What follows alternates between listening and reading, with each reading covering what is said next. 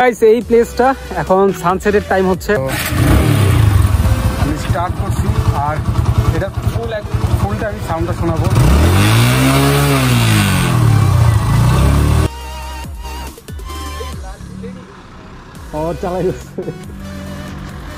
আর guys আপনারা যখন মনে করেন এভাবে অনেকে আছে যারা অন করে রাখে, তো মিটার অন করে রাখলে ব্যাটারি বসে যাওয়ার চান্সেস বেশি থাকে, মানে মোবিল নষ্ট হয়ে যায়, মানে পুরো হয়ে যায়। Okay, let's go.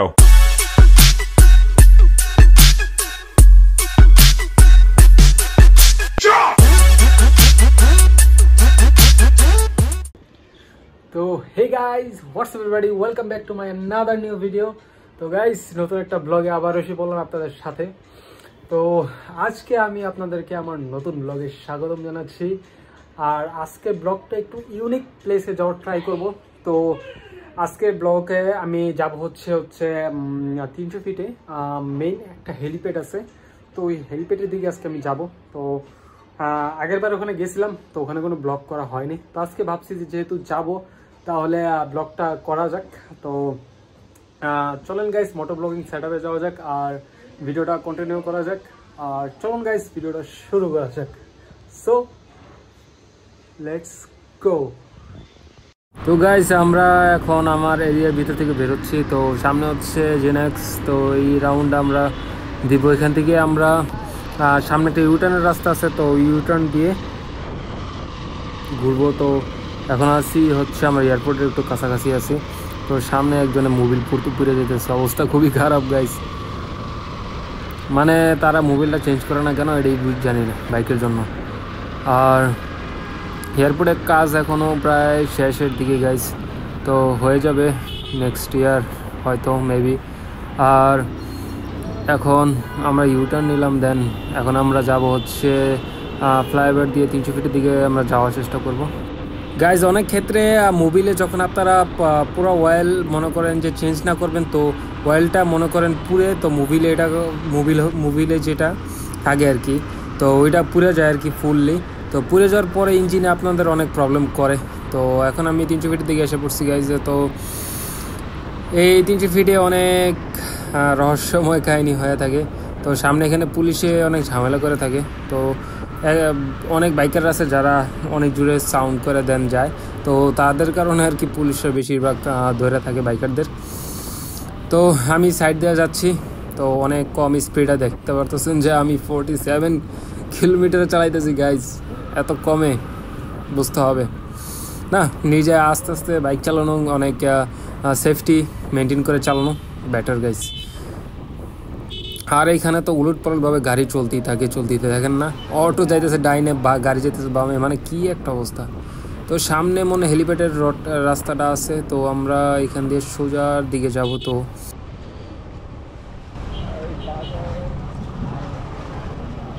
এখানে হচ্ছে গাইজ বাজার বসছে। তো গাইজ অনেকদিন আগে হেলিপ্যাডের দিকে আসছিলাম, তো আমার বেশি একটা খেয়াল নাই এটা রাস্তাটা কোন দিক দিয়ে যেতে হবে আর কি। তো সোজা যাচ্ছি, আর মেবি আর কি সোজাই তো রাস্তাটা হইতে পারে। আর এখানে সানসেট গাইজ খুব সুন্দর লাগে বিকালবেলা। তো এটা হচ্ছে হেলিপ্যাডের রাস্তা, এদিক দিয়ে মেবি ডান দিক দিয়ে নাকি সোজা, হয়তো সোজা রাস্তা আর কি। তো আমরা সোজার দিক দিয়ে যাইতে থাকি। আমরা তো সোজা পড়ছি, আরে শালা এইটাই তো ওই রাস্তা আমরা জেনে প্রতিদিন আইতাম। এইটাই তো ফটো। আরে শালা তো এতক্ষণ আমরা রং রাস্তায় পড়ছি, কোনো কথা। আরে এইটাই তো আমরা ওই জেনে বুঝতাম না। ওই সাইড দিয়ে ডাইনে যাওয়া লাগে, ওই সাইডে বাইরে গেলে এই একই রাস্তা মনে পড়ছে। তো গাইস আমরা এখানে দাঁড়ালাম, আর আমার সামনে আছে একটা মাজদা অ্যালেক্সা কার, এটা। তো আমরা রং সাইডে ঢুকে গেছিলাম।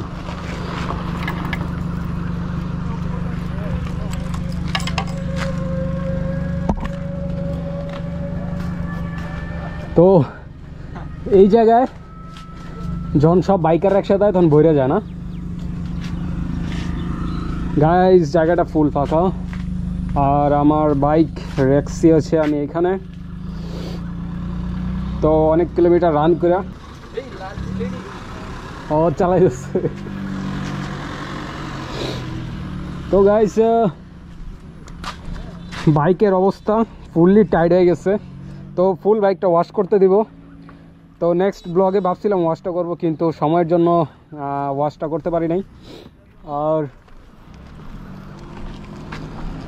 আমার এখানে যে লাইটটা ছিল ওই লাইটটা ভেঙে গেছে, তো এই লাইটটা লাগাবো। এই লাইটটা মনে 120 টাকা করে। তো রাইট নাও গাইস আমি এখন আসছি হেলিপ্যাডে, ফুল ফাঁকা জায়গা। আর আগের দিন যখন এখানে আসছিলাম তো তখন এই জায়গায় অনেক গাড়ি ছিল, বাইক ছিল। তো আজকে ফুল ফাঁকা, আর আজকে আমি এখানে এসেছি গাইস। এই প্লেসটা এখন সানসেটের টাইম হচ্ছে, আর সূর্যের সাথে এখানে দাঁড়িয়ে আছি। তো আজকের ওয়েদারটা অনেক জোস, আর আজকে বৃষ্টি হয়েছে। বৃষ্টি হওয়ার কারণে ওয়েদারটা একটু ঠান্ডা আছে। ইদানিং অনেক গরম পড়ছিল, আর আজকে বৃষ্টি হওয়ার পরে একটু ভালো লাগতেছে। আর গাইস আরেকটা কথা বলবো আমি আমার বাইক নিয়ে, তো ভিডিও দেখতে থাকেন। তো গাইস আমার বাইকে যে এখানে ABS আছে, যেটা ব্রেকিং সিস্টেম যেটা লাগে, এইটা মনে করেন যখন অনেক কিলোমিটার রান করি তো এটা ওভার হিট হয়ে যায়। তো হিট হওয়ার কারণে অনেক সময় আছে যে ব্রেক লাগে না, মানে অনেক ডিস্টার্ব দেয় আর কি, মানে ব্রেক যখন চাপ দেওয়া হয় তখন আর ব্রেকটা লাগে না। তো এরকম সমস্যা ফেস করতে হয় মানে এরকম এই বাইকটাতে। আর এরকম যখন হবে মনে করেন ABS যখন ফুল গরম হয়ে যাবে, তো আপনারা কি করবেন ওই জায়গাটা একটু বাইকটা রিল্যাক্স দিয়ে দেন আপনি একটু পানি ডালবেন। পানি ডাললে জিনিসটা ঠান্ডা হওয়ার পর দেন আপনারা রাইড করা শুরু করবেন। না হলে এখানে ব্রেক অয়েল যেটা আছে এটা একদম নষ্ট হয়ে যাবে যদি আপনারা ব্রেক অয়েল ইউজ করে থাকেন। আর গাইস আপনারা যখন মনে করেন এভাবে অনেকে আছে যারা অন করে রাখে, তো মিটার অন করে রাখলে ব্যাটারি বসে যাওয়ার চান্সেস বেশি থাকে। আর এই প্লেসটা গাইস অনেক দারুণ একটা প্লেস, হেলিপ্যাড। তো এখানে আছে সানসেট মামা। গাইস আমার যে এক্সস্ট যেটা লাগানো আছে, যেটা কোম্পানি থেকে দেওয়া TVS অ্যাপাচি RTR এর যে কোম্পানি আছে, তো ওই কোম্পানি থেকে এক্সস্টটা লাগানো। তো এই এক্সস্টের আগের যে এক্সস্ট যেটা ছিল তো ওইটার সাউন্ড আমার কাছে বেশি ভালো লাগতো। তো এটার সাউন্ডটা একদম একটু হালকা লাগে, আগের সাউন্ডটা ছিল ভারী। তো আমি এটা স্টার্ট করে দেখাই আপনাদের। আমি স্টার্ট করছি, আর এটা ফুলটা আমি সাউন্ডটা শোনাবো।